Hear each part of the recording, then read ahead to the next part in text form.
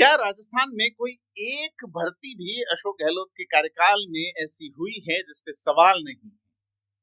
अब high court में LDC परीक्षा में भी नकल की बात सामने आई है और ये जो गैंग पकड़ी गई है उसमें ईएनटी एक्सपर्ट यानी आंख कान गला नाक कान गला विशेषज्ञ भी ईएनटी एक्सपर्ट जो है वो भी पकड़े गए हैं। इन्होंने कानों में माइक्रो ब्लूटूथ फिट किए थे।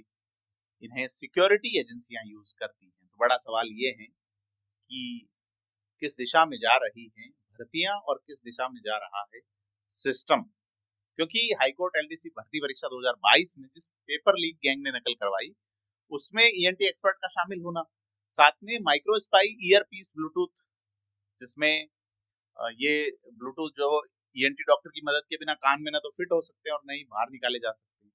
तो एसओजी का ये कहना है कि ईएनटी डॉक्टर या मेडिकल एक्सपर्ट भी सरगना पौरव कालेर गैंग से जुड़े हुए हैं। एक्सपर्ट ने ही परीक्षा से पहले अभ्यर्थियों के कानों में माइक्रो ब्लूटूथ फिट किए थे और ये एसओजी के रिमांड पे पौरव कालेर हैं, रिमांड पे ले रहे हैं और कहा जा रहा है उसी से खुलासा होगा कि कौन कौन ईएनटी डॉक्टर थे। तो बड़ी चीज ये है कि हाईकोर्ट एलडीसी परीक्षा नकल मामले में गिरफ्तार 9 कर्मचारी गुरुवार को कोर्ट में पेश किए गए थे, जहां से उनको 6 फरवरी तक के रिमांड पे और भेजा गया है।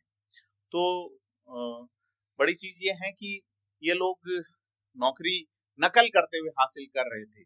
तो कोर्ट हाई कोर्ट में भी अगर इस तरह से नकल करके जाएंगे, पुलिस में नकल का एक बड़ा गिरोह पहुंच चुका है, गिरफ्तारी हुई, भजनलाल सरकार इस पे बैकफुट पे पता नहीं क्यों है, ये बड़ा सवाल है। विधानसभा में भी मामला शायद उठेगा। तो क्योंकि ये जो गौरव कालेर हैं, इसने अधिशासी अधिकारी यानी ईओ और राजस्व अधिकारी आरओ भर्ती परीक्षा में भी पेपर लीक किया था और इसमें पूछताछ में उसने कहा कि उसके गिरोह ने एलडीसी हाईकोर्ट भर्ती परीक्षा को भी लीक किया था, उसका पेपर भी, और ब्लूटूथ से अभ्यर्थियों को पेपर जो है वो हल करवाया था। तो एसओजी ने जो पकड़ा है द्रौपदी सिहाग को, वह बीकानेर, सुनीता गंगानगर से, उमेश तंवर बीकानेर से, सुमन भूखर हनुमानगढ़ से, बीरबल जाखड़ नागौर से, सुदेश नागौर से, राकेश कसवा बीकानेर से, विभीषण व रामलाल नागौर से पकड़े गए थे। तो सुनीता सिहाग जो है वो कनिष्ठ न्यायिक मजिस्ट्रेट बाली यानी बाली में पोस्टेड है। तो सुनीता एसजीएम कोर्ट सरदार शहर में, उमेश तंवर जेएम कोर्ट सुजानगढ़ में और सुरेश न्यायिक मजिस्ट्रेट दक्षिण उदयपुर में पदस्थापित हैं। राकेश कसवा सीजेएम कोर्ट उदयपुर और रामलाल एसीजेएम कोर्ट गुलाबपुरा भीलवाड़ा में है। 2 साल पहले परीक्षा हुई थी जिसमें 12 और 19 मार्च यानी कि साल 2023 में ये भर्ती हुई थी और इसमें राजस्थान हाईकोर्ट जोधपुर की ओर से परीक्षा का परिणाम 1 जून 23 को जारी किया गया था। यह परीक्षा 2800 से ज्यादा पदों के लिए आयोजित की गई थी और कहा जा रहा है कि ये जो कालेर गैंग है इसने परीक्षा केंद्रों से 200 किलोमीटर दूर बैठ के नकल करवाई, क्योंकि वो गैंग जो है वो सालासर चूरू में बैठा था और इसने वहां से नकल करवाई कि एक तो धार्मिक स्थल होगा तो किसी को शक नहीं होगा और पकड़ा भी नहीं जाएगा। दूसरा उसको अजमेर और बीकानेर के अभ्यर्थियों को नकल करवानी थी और इसमें सेंटर पॉइंट सालासर ही पड़ता था।